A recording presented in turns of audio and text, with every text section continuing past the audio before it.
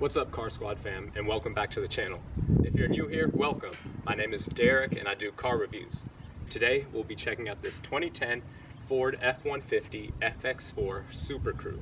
Now this one does have the 6.5 foot bed. There were also different trim levels available of this truck, so it started at the XL, then went up to the XLT, Lariat, FX4, which of course this is, then went to the King Ranch, Platinum, and then at the top end you had the Harley Davidson edition. Now prices ranged from about $30,000 on the low end for an XL trim with this same Supercrew configuration and that 6.5 foot bed to, on the high end, $46,000 about for a Harley Davidson edition, again with that same Supercrew and 6.5 foot bed. The starting MSRP of an FX4 like this with that 6.5 foot bed was right in the middle at about $38,655. Now this truck is 243.6 inches long, 78.9 inches wide, and 76.4 inches high.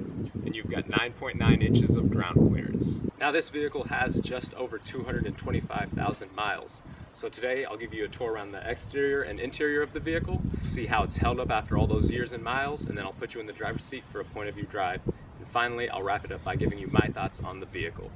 And one other thing, I am located up here in the Northern California Bay Area, so if you've got a vehicle like this, something from the early to mid 2000s that's been well kept and has got some mileage on it, those are the cars I'm looking for. It seems to be what the subscribers are most interested. So shoot me an email at the address listed here. Thanks. So starting off up front here in the engine bay, you'll see the 5.4 liter V8 motor that powers this vehicle. It produces 310 horsepower and 365 pound-feet of torque. It's got a 6-speed automatic transmission, and fuel economy is rated at 14 in the city, 18 on the highway, for a combined 15 miles per gallon. Now this vehicle is also a flex fuel vehicle, meaning it can be run on regular gasoline or E85. Now one thing to note, this truck is a member of the 12th generation F150, which ran from 2009 to 2014.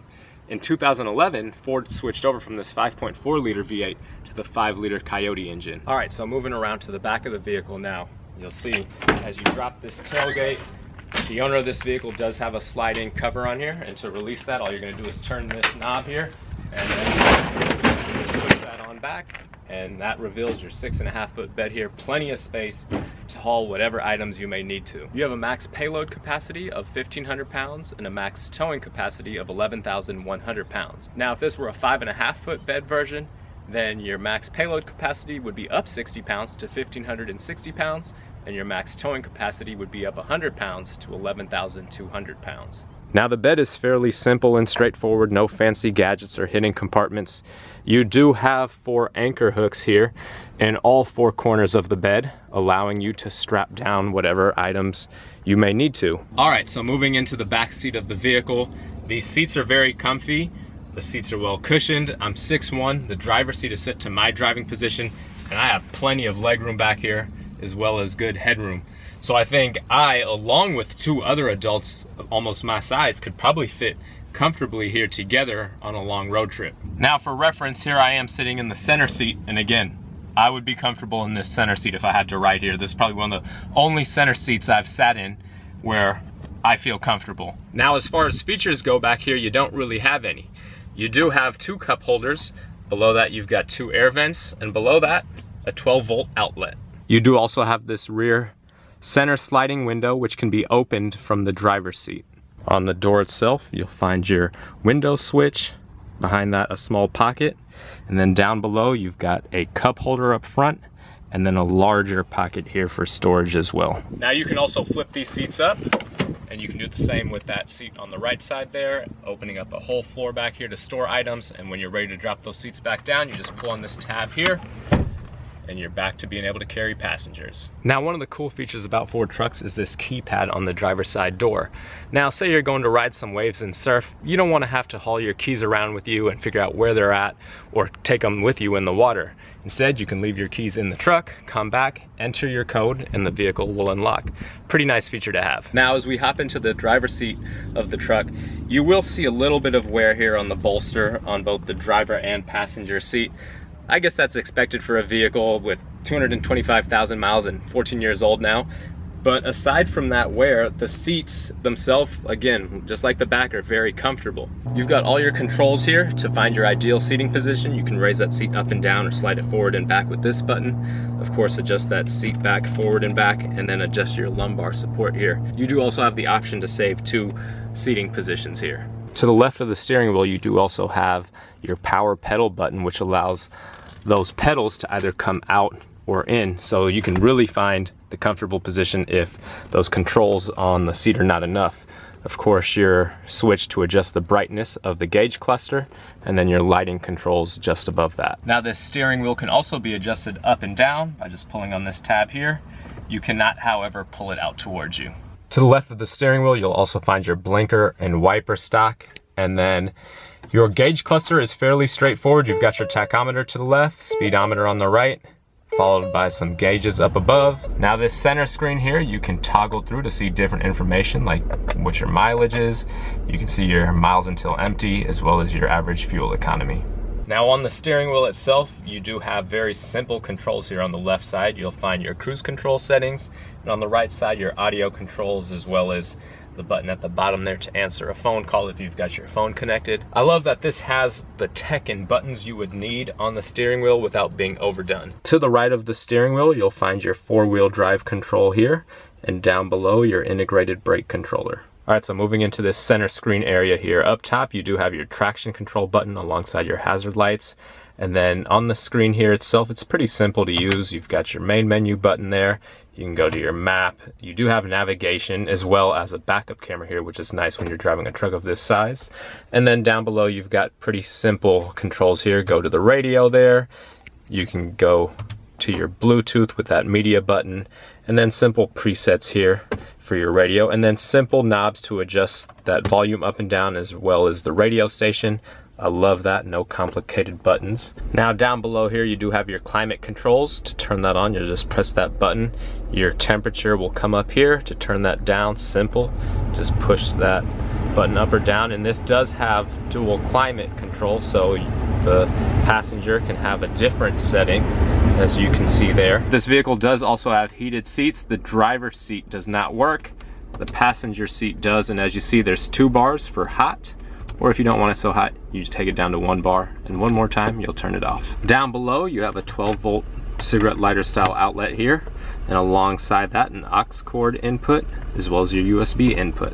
And then just below that, a storage pocket here. Behind that, alongside that gear shifter, you'll find 2 cup holders. Now this center armrest is quite big, and as you open that up, you'll reveal a large storage compartment here. At the bottom of that, you do have another 12-volt outlet down there. And then on the back side of this lid, you have a clip here for an MP3 player, a cell phone, and some pens. To the right of that screen, you do have another 12-volt outlet and a small storage compartment below that. Now this vehicle does have a sunroof, but it does not work, the owner tells me. You can slide this part open and close, but the window itself does not slide. But your controls for that are up here to either tilt or slide that open. Also alongside those controls is the button to open that rear center sliding window. Now one thing to note is this headliner is sagging a little bit here just at the back of that sunroof. You do have a sunglass compartment that drops down here, and then those sun visors do flip down and out, and they slide, which is always nice. Now on the door itself, up top, you've got your left and right mirror controls to adjust those rear view mirrors. And then you do have your lock and unlock button, your automatic window buttons for all 4 windows, and your window lockout button. Just behind that, you've got a small pocket here, and then down below, you've got a cup holder up front, as well as a larger compartment, which is separated in the middle. Well, that wraps up the walk around tour of the exterior and interior of the vehicle. Now I'll put you in the driver's seat to see what it's like driving it.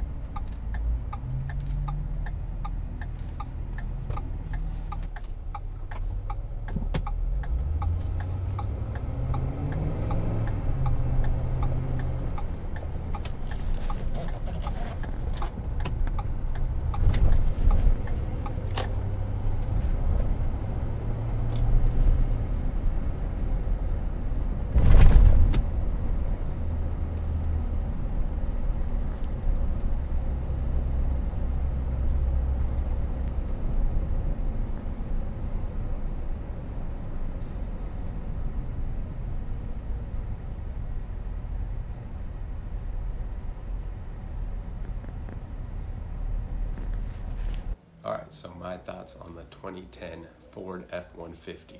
The truck rode very smoothly for a vehicle with 225,000 miles. There was some wear on the seats, but it's not as bad as I would have expected for a vehicle with this many miles. Despite it showing wear, I felt that the seats themselves still maintained their support and cushioning after all those miles in 14 years. I had reviewed a 2004 Lexus RX, and the interior on that I'd say showed more wear than this. Part of that is being it was a light colored interior, which is a reason why I do think black leather is a great choice when you're looking for something that you want to hold up over time. Now, the other largest truck I've driven was a 2005 Toyota Tundra double cab, and that was definitely not as large as this F-150 was. I mean, this F-150 is 5 years newer and vehicles continue to get larger every year, so a 2010 Tundra would be similar in size, but this is definitely a large truck if you don't really have the need for something this big. For 225,000 miles and 14 years, the power still felt good and everything felt very solid. It was quiet when idling and while driving. No weird noises or creaks. The owner tells me the transmission was recently replaced as he used it to tow a boat. Now, the 5-liter motor was the superior motor as far as power, reliability, and efficiency. This 5.4 is more prone to oil circulation issues. The passageways that allow the oil to flow through different parts of the engine to allow for proper lubrication were designed too narrow, which leads to oil starvation. But routine oil changes every 3,000 miles can help with this. Now, a few other items I saw on forums were that spark plugs can vibrate, loose, and break, and the other was failure of the exhaust manifold gasket. Also, the timing chain can be a weak point. The timing chain tensioner causes the timing chain to be slack, which allows it to start slapping around. So if you're test driving one of these, listen for rattling in the engine bay while at idle. Supposedly they'll last 100 to 150,000 miles. But with all that being said, even with some of the electronics that have aged, like the heated seats and sunroof, if you do that work and you get 225,000 miles and more out of it, I think that's not too bad. I think this generation of the F-150 looks great. It's simple and it's not overstyled, but a good looking truck. And I think if you're in need of a larger work truck like this that can also be comfortable for moving people and the family around on road trips, then this is a solid option to consider. Also, if you are an owner of one of these, please share what your experience has been like. I try to share my knowledge with what I gather from forums and research on the internet, but I'd always love to hear from people who actually own these vehicles and what their experience has been like. Well, that wraps up the review of this vehicle. I hope you enjoyed it. If you did, please be sure to leave a like, comment, and subscribe if you're not already to make sure you're not missing out on other reviews like this. And be sure to give us a follow on Instagram at CarSquadTV. The link is right here. Thanks for tuning in, and I'll catch you next time.